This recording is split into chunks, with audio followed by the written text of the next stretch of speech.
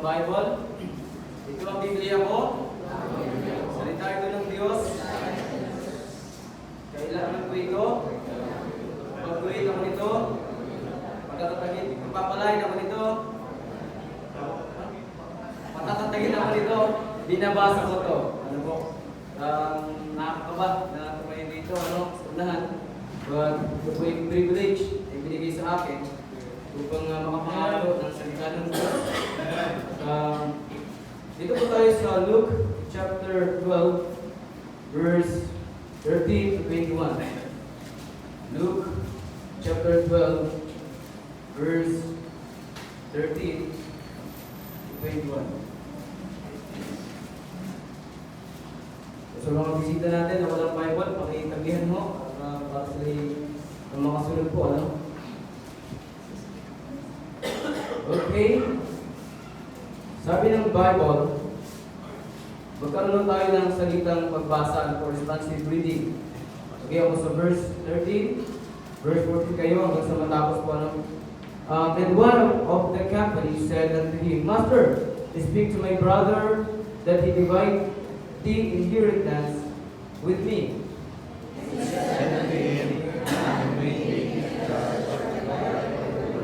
And he said unto them, Take heed and beware of covetousness, where a man's life consisteth not in the abundance of the things which he possesseth.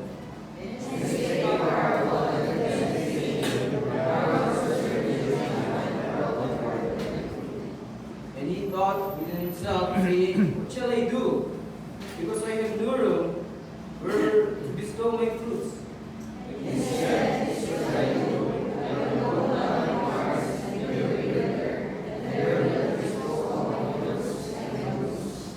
And I will say to my soul, Soul, there was much goods laid up for many years. Take thy ease, eat, drink, and be merry.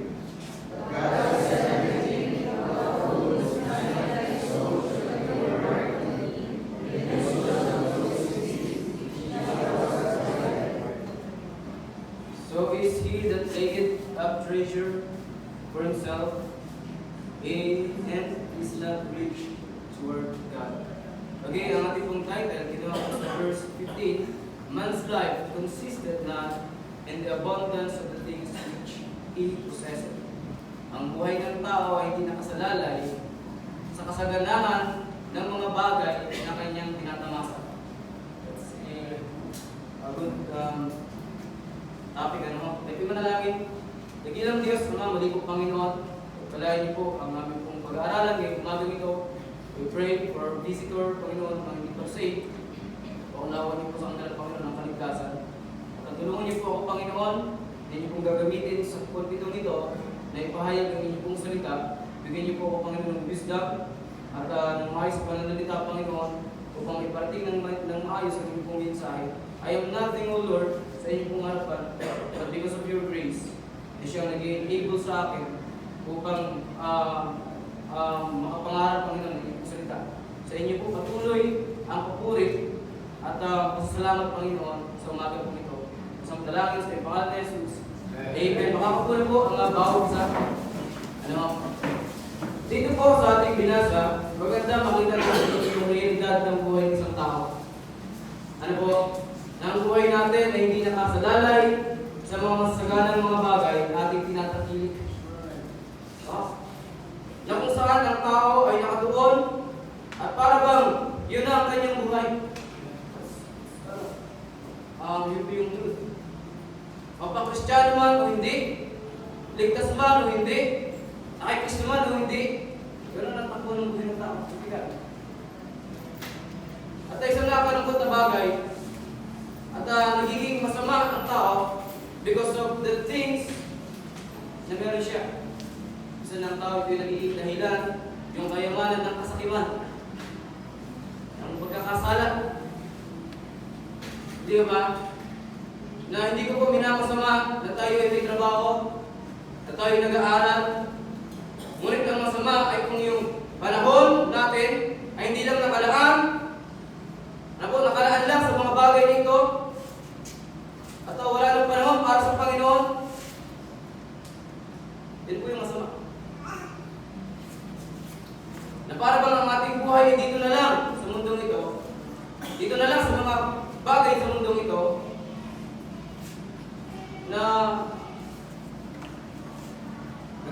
tayo na parang bang wala nang katapusan.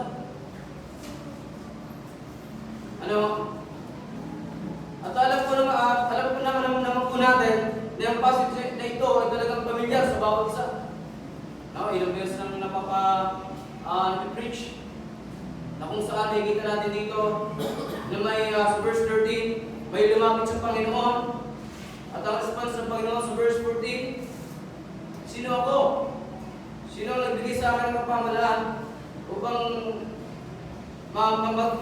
maghusga at maghati ng inyong mga mana?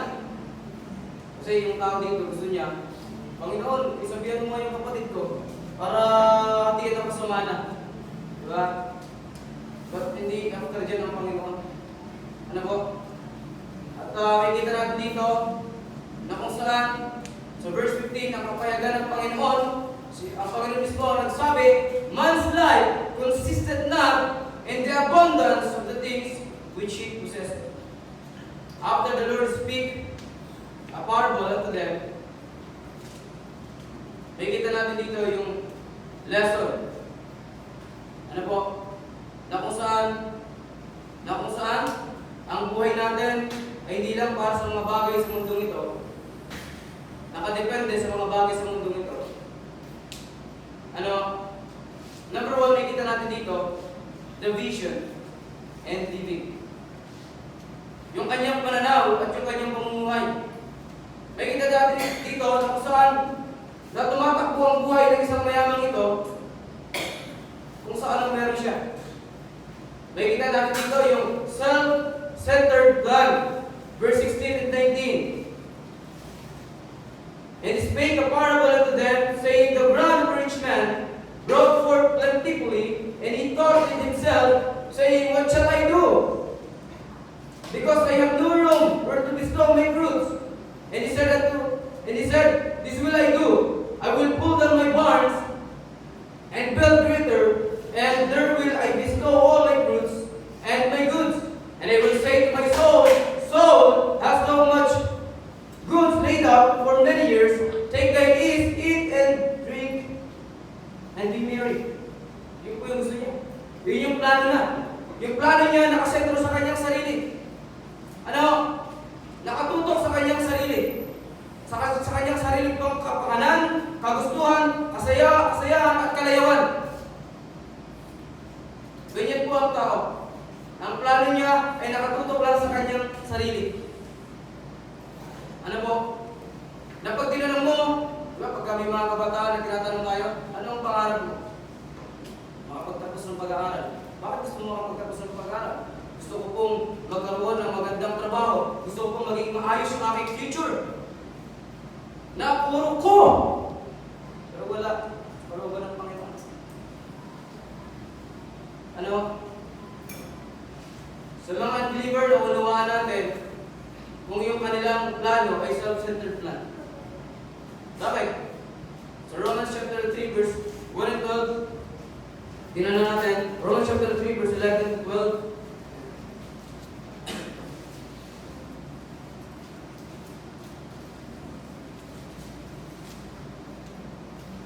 There is none that understand that, there is none that seeketh after God. They are all gone out of the way. They are together become unprofitable. There is none that doeth good, do not one. That's the believer. The one understandeth. There is none seeketh after God. The reason why yung plano nila, nakasentro lang sa kanilang sarili. Na hindi kasama sa plano nila ang Panginoon. Ano po? At common sa tao na hindi niya hanapin ang Diyos.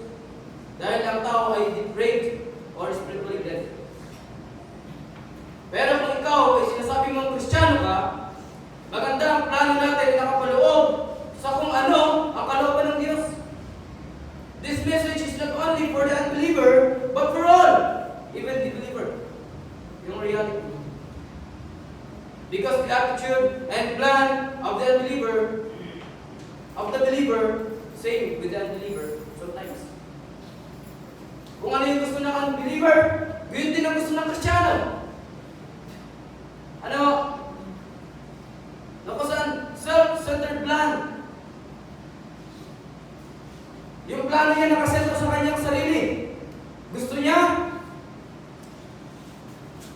Yun ang gagawin niya.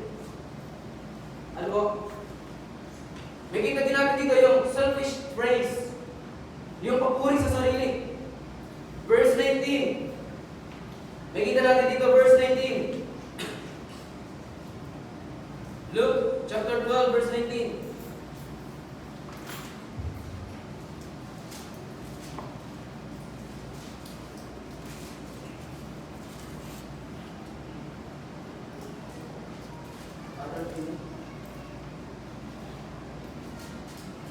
Verse 19. Yan. And I will say to my soul, hindi niyo pipayag na dito. So there was much goods laid up for many years. Hallelujah, marami ka nang naipok sa maraming taon. Nasasabihin ko sa aking kaluluwa, marami ka ng pag-aari na nakaipok. Na kanyang binibigyan papuri ang kanyang sarili, pero wala kang may kita dito na sinasabi niya na kung saan pinuri niya ang Diyos, nagpasalamat siya sa Diyos, kinilala niya ang pagpapala ng Diyos. Kundi, ang kanyang tinignan ay yung kanyang galing, talino, at ang kanyang lakas, pero yung naging dahilan ng lahat ng mga bagay na meron siya, wala tayong maririnig na kinilala niya. Pagmamayabang. Yan ang common sa tao. Ang hindi mapagpasalamat, ang mapagreklamo, at mamumuhay sa kasalanang pamumuhay. Yan ang common sa tao. Mamumuhay sa kasalanan. Ano po? At nagkakaroon ng pagmamapuri. At sabihin niya, hindi naman kung bakit meron ako dahil sa sarili ko. Yan ang tao. Kung bakit natupad ko ang pangarap ko dahil sa sarili kong pagsusumikap. Pero hindi naisip ng tao, hindi natin naisip na kung wala ang Diyos, yung buhay mo, yung lakas mo, yung galing mo, ay sa Panginoon galing yan. Ano? Pero may kita natin yung papuri niya sa kanyang sarili. Even us, ganyan tayo minsan. May kita natin dito yung serious problem that everything sa mundong ito ay may katapusan. Verse number 20. Look at verse number 20. But God said unto him, Thou fool, this night thy soul shall be required of thee, then who shall those things be which thou hast provided? Sa gabing ito, ikaw lamang ma'am, kukunin ko ang iyong kaluluwa, ang iyong buhay, kanino kaya mapupunta ang mga bagay na iyong info? Na kung saan lahat ng bagay sa mundong ito ay panandalian lang. Ang problema, na kung saan tinitignan natin ito at inakala natin at ipinapakita natin na kung paano tayo mamuhay ay para bang wala nang katapusan. Para bang hindi na natatapos. Sinisecure natin ang maraming mga bagay, pero may isang bagay na kailangan natin i-secure sa ating buhay kung ito hindi pa safe. What is that? Hindi yung buhay mo sa inaharap, hindi yung mga bagay na maaari mong makamtan sa inaharap. Ang pwede mong i-secure, kundi ulat-una ay ang iyong kaluluwa sapagkat isang araw, pwede kang mabuhay ng buhay. Anytime, anywhere. Kung sinisecure natin to, mas maganda i-secure muna natin yung ating soul. So, paano paraan? Kilalanin mo si Kristo bilang iyong Panginoon at tagapagligtas. Nakita mo sana na ikaw ay makasalanan. Lahat ng tao ay makasalanan. Hindi nakaabot sa kalulatian ng Diyos. Right. Na kung inaakala natin na sa pamamagitan ng ating sariling galing, lakas, ay kaya natin luwalhatiin ng Diyos, you're wrong. Sapagkat hindi kayang pagutin ng standard ng tao ang standard ng Diyos. Ang Diyos ay banal, ang tao ay makasalanan. Against sa nature ng Panginoon. Kung sinasabi natin, ako naman brother ay may religion, at ako'y maninindigan sa religion ko, at sa religion ko, ako'y maliligtas, you're wrong. Yan po ay gawa ng tao. Sabi ng aking narinig, napakinggan ko, may dalawang uri ng religion lang. Yung mga taong self-righteous, at yung mga tao nakadepende sa Diyos. ngayon, mabautismuhan ka, gumawa ka ng mabuti, masisave ka. That's man's way. Man's righteousness. Pero kung ikaw ay kikilalanin mo si Kristo, sabi mo, Panginoon, ako'y makasalanan, ako'y naligtas dahil ako'y makasalanan, ako'y pupunta sa impyerno. Pero salamat, nakilala ko si Kristo. Siyang tubos sa akin. Kapag kinilala mo si Kristo bilang Panginoon tagapagligtas, He is the Son of God. Ibig sabihin, nakadepende ka sa Diyos. Hindi ka nakadepende sa iyong sarili. Galing, kalinuhan, yan o. Yan po yung seryosong problema na ang buhay natin sa mundo ito ay may ending. Pero paano kayo magtatapos ang ating buhay sa mundo ito? Magtapos kaya ito na merong Kristo o magtapos na walang Kristo? Problema yun. Sapagkat sinasabi ng Bible, isang araw, kapag namatay ka na wala kang inilalap tagapagligtas sa iyong buhay, impyerno ang ipupunahan. Seryosong problema yun. Yung problema natin sa mundo nito, may ending. Pero isang araw, yung kapakasahan ng kasalanan, wala kang kasalanan. Ano? At ang makikita natin dito, na yung buhay pagkatapos natin sa mundo ito. Kaya nga makikita natin, sa pangalawang puntos, second point, ano nga po yung una? The veil, the vision and living. Pangalawa, the veil life. Yung buhay na walang kapakinabangan. Look at chapter verse number 20. But God said unto him, Thou fool, this night thy soul shall be required of thee, then whose shall those things be which thou hast provided? So is he that layeth up treasure for himself, it is not rich toward God. Walang sino ng taong mayaman sa harapan ng Diyos. And Mark chapter 8, verse 36, For what it profit a man, if he gain the whole world, and lose his own soul. Na nanumuhay tayo sa masaganang pamumuhay, pero lahat pala yan, baby. Diba sabi ko kanina, lahat ng mga bagay sa mundong ito may katapusan. At kahit na anong kayamanan at kagawin mo ng tao, na kung saan hindi kayang pigilan ang kamatayan at hindi makapagbibigay ng kasiguraduhan sa langit. Hindi kayang iligtas ng kayamanan ang isang tao. Kaya nga kung ikaw ay namumuhay na walang Kristo, sayang ang buhay mo. Walang kapakinabangan ang buhay niya. Diba? At kung ikaw naman ay Kristiyano, huwag tayong mabuhay na inaaksayan natin ang ating buhay sa mundo ito. Na namumuhay tayo ng walang kwentang pamumuhay. Kaya nga po, kapag Kristiyano ka, huwag nating hayaan. Na kung saan, ligtas lang tayo. Maganda, maging kagamit-gamit tayo sa kasagawain ng Panginoon. So James chapter 4, verse 13 to 14, tingnan natin.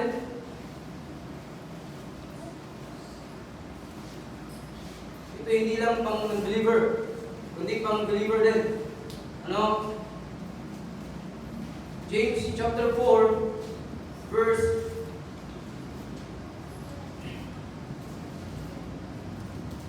13 to 14. Sabi dito, Go now.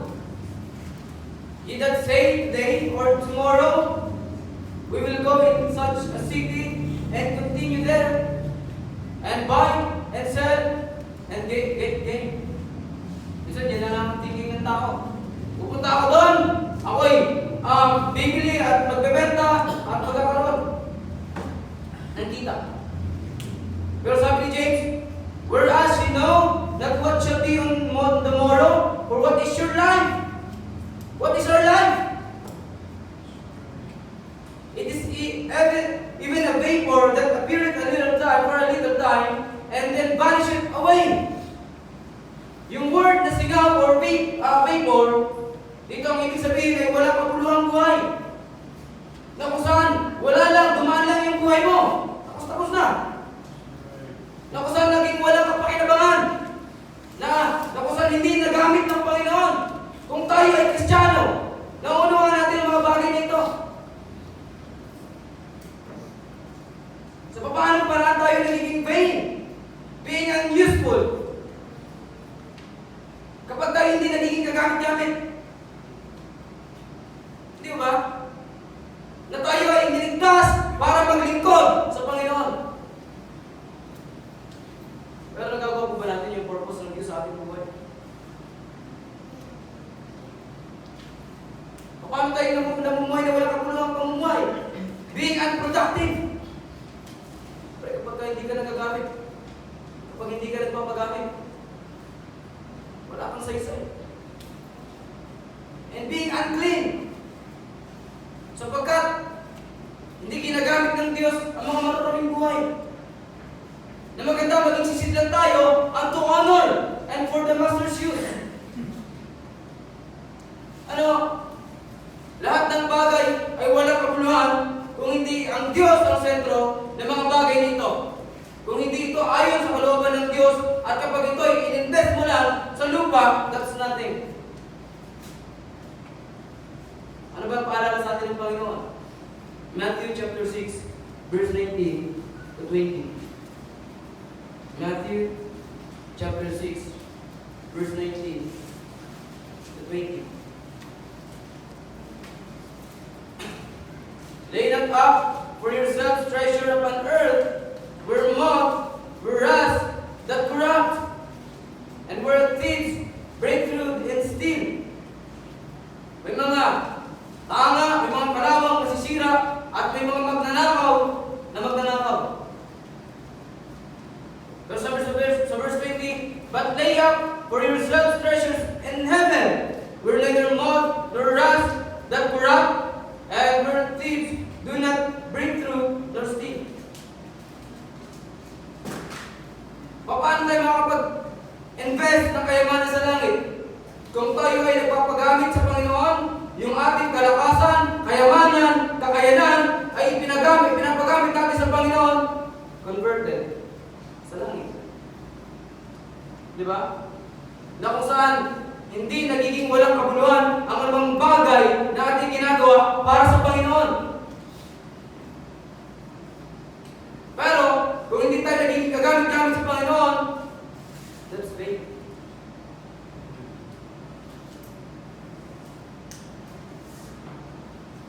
Hindi yung dito lang sa lupa, mayaman. Okay? Mayaman nga tayo. Wala namang kabuluhan.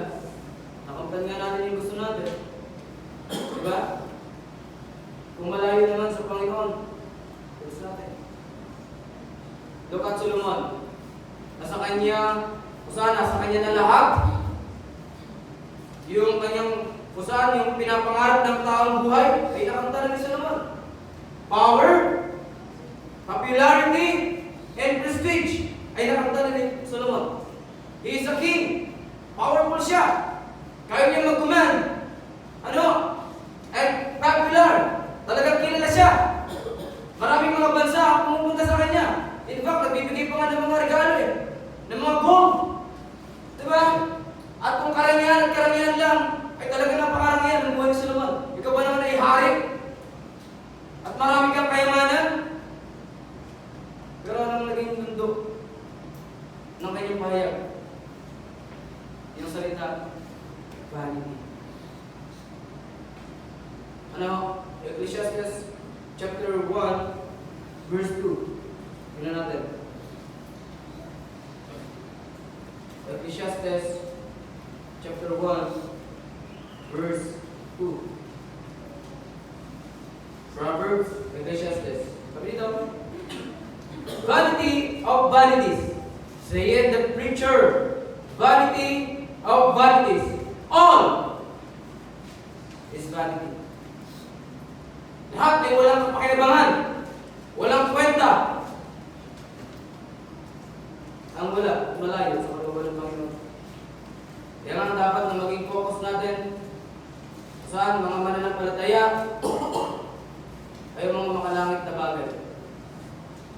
Bible, set your affection on things above, not on things on earth. Hindi tayo para sa mundong ito. Tayo mga stranger, alien, sa mundong ito. Hindi tayo mananatili dito ng pangmatagalan. Na mas magandang may hanapin tayo, hanapin natin, at pagtuunan natin ng pansin ang mga makalangit na bagay.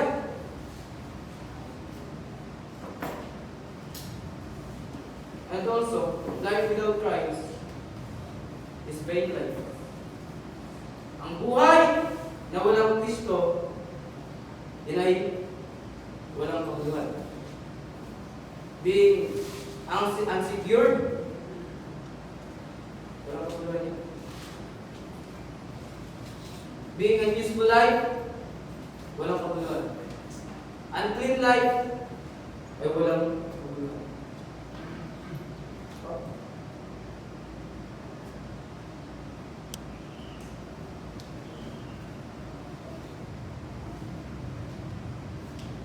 Life without Christ is vain. Ikaw pa rin pupunta sa impyerno. Unuseful life is vain. Kapag yung purpose ng Diyos ay hindi natin nagampanan sa ating buhay, your life is in vain. Ano bang purpose ng Panginoon sa atin? Ano bang command sa atin ng Panginoon? Go in into all the world and preach the gospel unto every creature. Yan po ang task ibigay sa atin ng Panginoon. Bago siya umailang lang, tumungo sa langit. Go in and preach the gospel. Pero kung hindi natin nagagawa yan, sayang ang ating lakas, galing, at talino, at buhay na ating pinamumuhay sa mundo nito. I-enjoy lang natin yung buhay natin dito. Ano? Hindi ko saan nakadepende ka sa mga bagay sa mundo nito. Man's life consisted not in the abundance of the things which he possessed. Nakita natin doon, the vision and living, the vain life, and number 3, last, the victorious life. Hindi sukatan ng kayamanan, kasikatan, upang sabihin na ikaw ay tagumpay sa iyong buhay.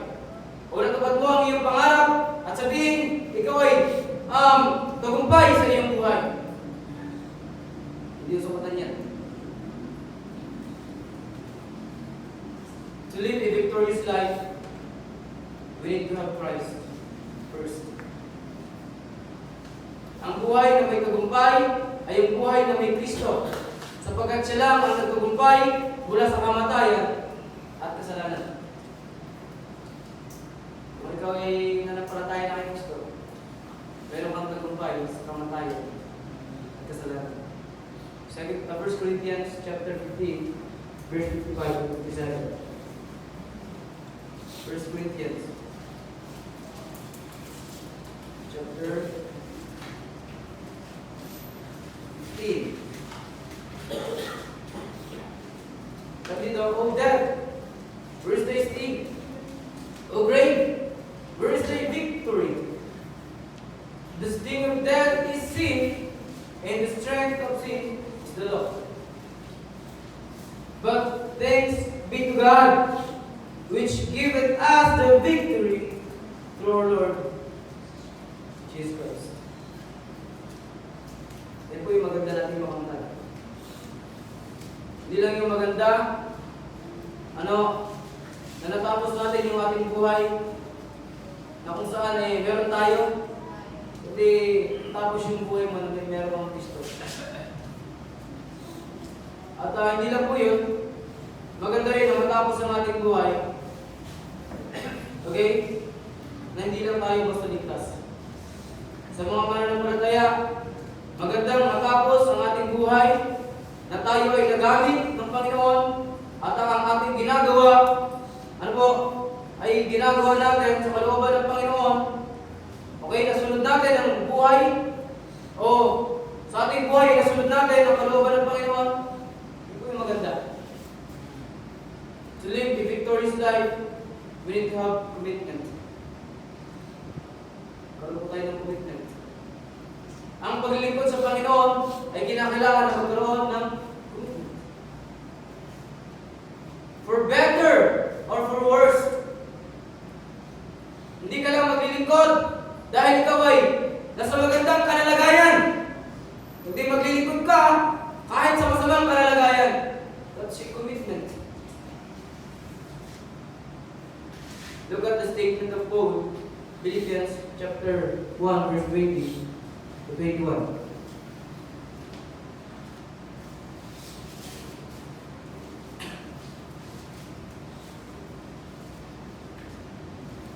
Sabi dito ng Bible, according to my earnest expectation and my hope that in nothing I shall be ashamed, but what with all boldness, as always so now, also Christ shall be magnified in my body, whether it be by life or by death. And verse number 21, for to me, to live is Christ, and to die is gain. Bakit niya sinasabi, for to me, to live is Christ, and to die is gain? Kasi talagang mag-prove sa kanyang buhay na talagang siya ay nabuhay na kung saan naging committed sa gawain ng Panginoon, na talaga naging kagamit-gamit sa Panginoon. Kaya nga, ang kamatayan sa kanya ay kapakinabangan. Ang kamatayan sa isang Kristiyano ay kapakinabangan. Lalo na kung ikaw ay matapat na naglilingkod sa Panginoon. Talagang ikaw ay naglingkod sa Panginoon. Ano ba ang iyong kalalagayan? Hindi lang sa masaganang buhay, kundi sa buhay na kung saan kahit hindi masagana. Si Paul, alam niya kung paano maging abang in the base. Kasi yun ang naranasan niya sa kanyang buhay. Sa paglilingkod niya, sa pag-ministeryo niya sa Panginoon, sa pag-aakay niya ng mga kaluluwa, marami siyang naranasan ng mga nakakamanghang bagay. Na hindi pa natin naranasan. Being half dead, naranasan niya. Batuhin, naranasan niya. I-persecute, naranasan niya. Kung sa pinag-aralan lang, may pinag-aralan si Paul. Pero bakit niya naranasan ng mga bagay na yun? Dahil sa kanyang pagsunod sa Panginoon.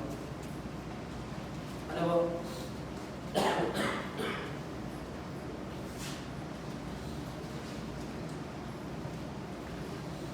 Sa panahon na ikaw ay malakas, ikaw ay naglilingkod sa Panginoon. Sa panahon na ikaw ay mahina, naglilingkod ka sa Panginoon. Sa anumang sitwasyon, maganda na kasama ka pa rin naglilingkod sa Panginoon. We are called to serve.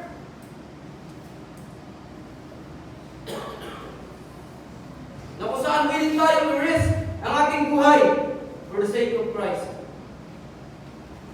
Sayang na ikaw ay malakas. No? Hindi tayo nagagamit.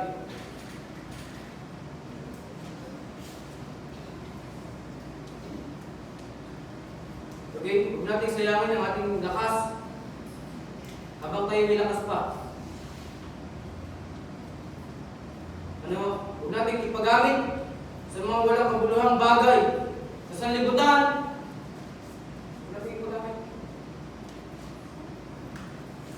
ano ba sabi ni Solomon sa Ephesians chapter 12 verse 1? Remember, now thy Creator in the days of thy youth. Alalahanin mo ang manilika habang ikaw ay bata pa, malakas pa.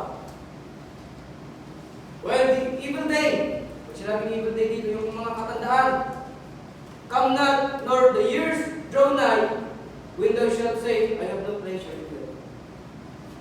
Sabihin mo na, ayaw ko na, wala na akong lakas. Wala na akong, matanda na ako. Malabo na mata ko. Wala na akong gana dyan. Hindi na ako pwedeng masikatan pa ng araw.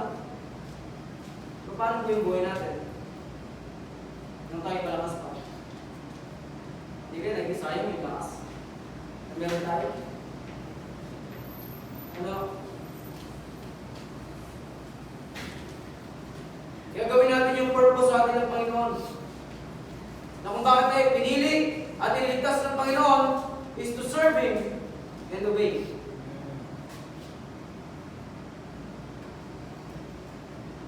To live a victorious life, we need to contend for it.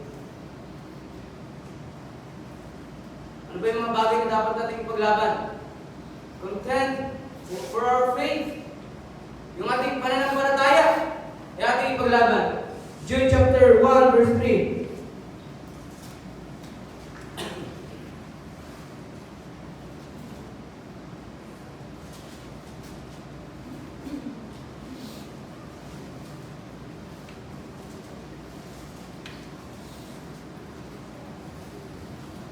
Sabi dito ng Bible, Beloved, when I gave all diligence to write unto you of the common salvation, it was needful for me to write unto you and exhort you that ye should earnestly contend for the faith which was delivered unto the saints. Na ipaglaban yung ating pananampalataya na kung saan kung ikaw ay mananampalataya, kailangan natin ipaglaban ang ating pananampalataya. Look at Paul, nung siya ay nasa kanyang bingit na, ng kanyang nalalapit na yung kanyang kamatayan, sabi niya sa Timothy chapter 4 verse 7, 2 Timothy chapter 4 verse 7, I have fought a good fight, I finished my course, I have kept the faith. Napanatili niya yung kanyang pananampalataya. Ano po? Maganda na kung saan sa atin, ipaglaban natin ang ating pananampalataya, na kung saan na siyang ginawa ng ating mga forefathers. They stand for the truth. Sila ay nanindigan sa katotohanan. Kung ano yung sinasabi ng salita ng Diyos, yun ang kanilang pinatayuan.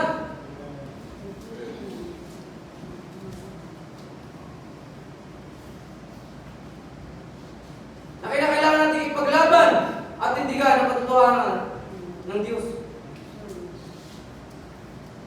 Huwag tayong magbuhay na walang ginagawa at nananahimik lang na parang go with the flow. Kung ano yung sinasabi nila, gagawin ko na rin. Kaya nga hindi tayo basta-basta napapaniwala because we have the Word of God. Matanda man yan, bati ka naman yan sa ministeryo. Ano man ang sabihin yan? Kailangan pa natin i-check dito. We are witnesses. Yung pinaniniwala natin, wala pa kung salita ng Diyos. Yan din yung pininindigan ng mga mananampalataya. Nakapag-baptism, mali! Sa salita ng Diyos, hindi natin pinapraktis yan. Nakapag yung kaligtasan ay mali at hindi kay Kristo, hindi natin tinatayuan yan. At ipinagpaglaban natin kung ano yung katotohanan sa salita ng Diyos. Na maganda na makita sa ating buhay. Na kung paano tayo mamuhay, yung ating pananampalataya ay magmanifest sa ating buhay. So nakakalungkot na maraming Kristiyano na namumuhay na parang walang pananampalataya. Tahimik. Na hindi pinapakilala si Kristo. Na kung saan man tayo lugar, kung sila ay maingay, mas matingay tayo. Kasi nasa atin ang katotohanan. Di ba? Wala kang kalungkot. Ano? Pretend. For our faith. Maraming Baptist, masasabi natin sa simbahan, naglilingkod. Gumagawa. Pero yung practices, nila ay malayo sa salita ng Diyos. They have pastora. Di ba? Dito walang pastora. Sapagkat hindi sinabi ng Bible, may pastora. Hindi natin binibinyagan ang baby. Sapagkat hindi sinasabi ng Bible. Hindi tayo nagbabaptize ng hindi saved. Sapagkat sabi ng Bible, kapag ligtas ka na, tsaka kayo babaptize. Diba? Hindi tayo dapat naging compromiser. Kinakailangan natin tumindig ayon sa sinasabi ng Bible. Ano po? Yung katotohanan patungkol sa Diyos.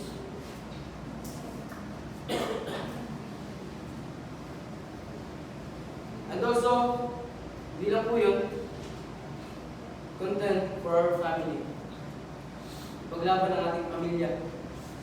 Saan natin ipaglalaban? Mula sa lies ng mundong ito. Mula sa kasiraan ng buhay. Na kung saan wala tayong ginagawa para maunawaan nila ang salita ng Diyos. Diba? Na maganda sila rin ay matuwa natin. Na sila ay maakay natin sa Panginoon.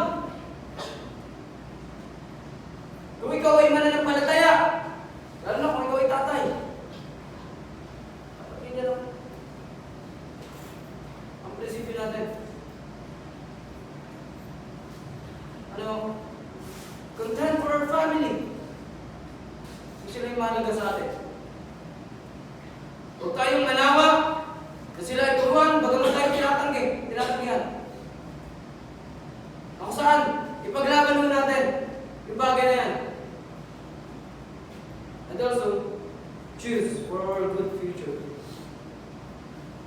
Isang araw, haharap tayo sa Panginoon. Ano kaya ang ending ng ating buhay sa mundo nito? Nasa sa atin, kung pipiliin natin na mamuhay ng masagana sa mundo nito, kung prioridad natin ang mga bagay sa mundo nito. Sabi ng 1 John chapter 2, verse 17, lahat ng bagay dito ay lilipas. Sa atin naman, kung mamumuhay tayo na buhay na rewarded sa Panginoon. Because one day, tayo ay tatayo sa harapan ng Panginoon at the judgment seat of Christ. Romans chapter 14, verse 10 to 12. Na ang mga rinitihan natin, well done, the good and faithful servant. May mga reward kaya na kung saan, hindi kaya sulog. Kaya sa paglilingkod sa Panginoon, maganda sinisigurado natin yung ating motive. Kung si Kristo ba sentro? Baka ang sentro natin kasikatan dito. Bakit pa tayo maawit? Para marami ang umanga. Hindi po dapat ganun. Kundi purihin ng Diyos. Ano ba? Kaya nga po mga bagay sa mundong ito, ang buhay ng isang tao ay hindi dapat nakasalalay sa mga kasaganahan na nangyari siya. Hindi sa Diyos. Dapat ang buhay natin ay nakadepende sa Panginoon. So what the vision and the living? Hindi ka kaya ang vision natin? Umuhay kaya tayo ng walang pahulong pamumuhay? Or victorious life? O buhay ng sagana? Buhay na may tagumpay sa Panginoon? Hindi po batayan dito kung natupad mo yung pangarap mo. Kung nakamtan mo yung mga tao na sinasabi, ay, matagumpay yung kanyang pamumuhay. Marami sa mga vlogger, sa mga negosyante, matagumpay yung pamumuhay niya. Kaya dapat makinig tayo sa kanya kung paano ba imangan. Yun ang tagumpay sa mundo nito. Pero kung ikaw ay Kristyano, na dapat ang tagumpay mo ay yung magtapos ang buhay natin. Nanatili tayo sa buhay ng palataya at naglilingkod sa Panginoon. That is a victorious life. Pero kung ikaw hindi po saved, hindi ka magiging matagumpay sa mundo. Hindi ka makakamit ang matagumpayan sa iyong buhay. Kung hindi ka saved, maganda i-sure mo ngayong umagang ito. Kung saan ba patutungo ang iyong kaluluwa. Diba, hindi nga natin kaya kamtan ng mga bagay sa mundo nito eh. Tama? Kung makamtan na natin, wala pa rin isa-isa. Kung yung kaluluwa mo, hindi secure. Kaya maganda na maunawaan natin, maunawaan mo, na ikaw ay makasalanan. Ayun, sinasabi ng salita ng Diyos. Ang kinakailangan mong manampalataya kay Kristo bilang Panginoon mo tagapagligtas, sapagkat siya ang nagbayad ng kasalanan ng tao. Siya ay namatay, inibig, tuloy ng buhay. Pero kung hindi mo masampalatayanan at babaliwalayin mo lang, nire-reject mo yung kanyang pangako, yung kanyang offer, na regalo, yung buhay mo lang. Nati-reject. Dahil Kristiyano naman, maganda po tayo yung magpapatuloy. Habang hindi pa natatapos yung ating buhay sa mundo ito. Habang hindi pa bumabalik ang Panginoon. Na maganda, madatnan tayo, o magtapos, o bawian tayo ng buhay. Tayo nagpapatuloy, nagbibigay sa Panginoon.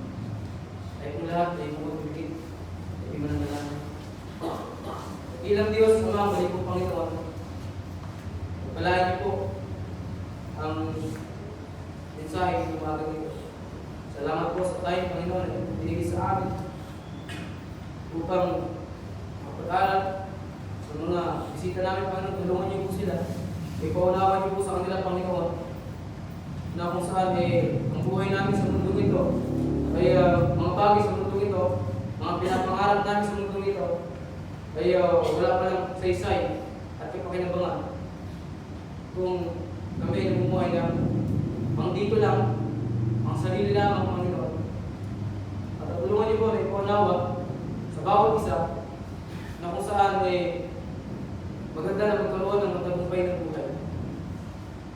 Buhay na kung saan, buhay na may Kristo. Buhay na naglilingkod sa inyo, Panginoon. Tulungan niyo po, patuloy. Sa ngayong umaga nito, sa aming mga bisita, kung ikaw ay hindi pa saved, hindi pa sure, brother, paano pa pag ako'y namatay? Hindi ko tiyak. Sabi ng Bible, merong kaparsahan. Merong lugar sa mga tao hindi pa saved, wala pa kay Kristo. At nakalungkot din yung lugar ng impyerno. Bagamat, siguro ngayon nakapokus ka sa kung ano ang mangyayari sa'yo sa future. Pero ang pinakang future ng tao ay kamatayan at kapagkawasan ng kanyang buhay sa mundo nito. Na maganda na matapos yung buhay mo na ikaw ay sigurado sa iyong patutunguhan. Pwede mong matiyak ngayong umaga nito. Ilalanin mo na ikaw ay makasalanan. Ikaw ay mapapahamak sa impyerno. At kilalanin mo na si Kristo na ang tagapagligtas. So, palatayanan mo yung kanyang ginawa para sa kasalanan ng tao. Siya ay namatay. Nilibig. Muling nabuhay. Diba? Tulungan ka ng Panginoon na maunawahan ang mga bagay na yun. At kung tayo naman, sinasabi natin na tayo Kristiyano, bakit parang yung buhay natin parang kagaya ng unbeliever? Yung focus natin, yung sentro ng ating plano, parang hindi kasama ang Panginoon. Willing mo ba tayo maglingkod? Willing ba tayo ibigay yung ating buhay sa Panginoon? Na parang namumuhay tayo lang, walang kwenta pang mumuhay. Ano ba?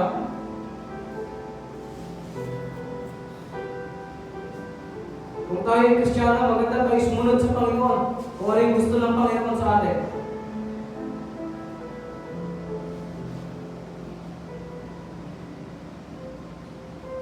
At matapos yung ating buhay na victorious life. Buhay na nagpapatuloy. Buhay na pinaglalaban ng pananampalataya. Pinaglalaban ng pamilya.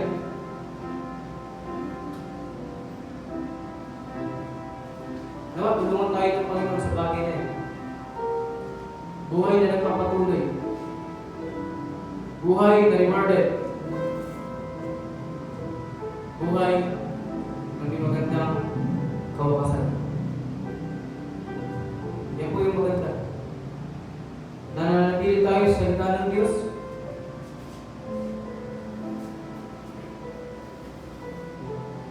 Ano ba? Tayo po yung magpatuloy sa panalangin.